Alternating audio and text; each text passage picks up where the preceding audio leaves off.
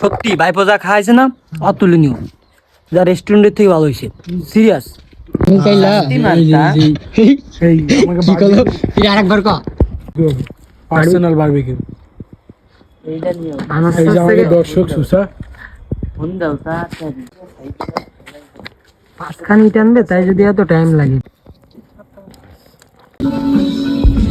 ভাইপোর মুসলমানের ঠিক আছে, ভাইপোর মুসলমান দিলে ওই সময় আমাকে দাওয়াত করতে পারলো না, ওই সময় সম্পর্ক ছিল না, এই যে নতুন সম্পর্ক হয়েছে আমার থেকে, এই যে ট্রিটমেন্ট দিচ্ছে, দেওয়ার আলামিনের দেখা দিই।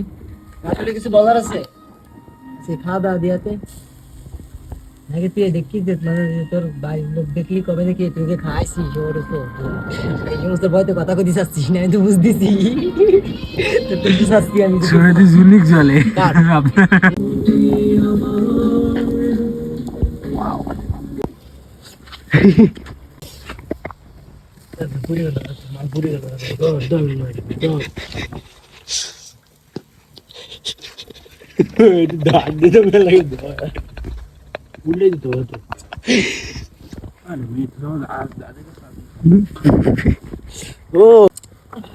ওগুলো একটু কাছে আছে নাকি না আরো করতে হবে?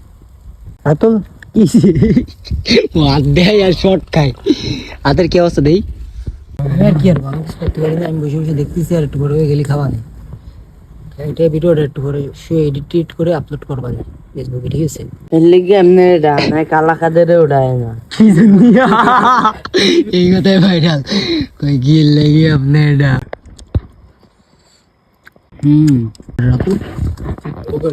সেই একদম করে মধ্যে মধ্যে কাল ৬,০০০ 2 এলে ভালো হইতো।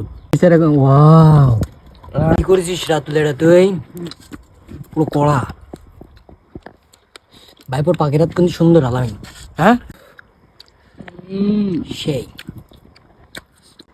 মার্ডার অ্যানিমেশন দিছো পুরো কড়া। এইভাবে আবার তুই আবার সব ভিডিও করতে করতে সব আবার খাই ফেলিস না।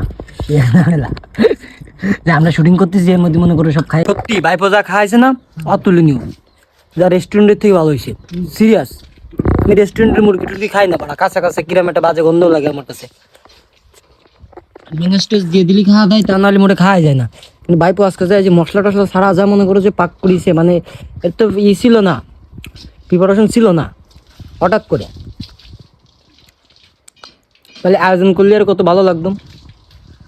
আর হাত এখন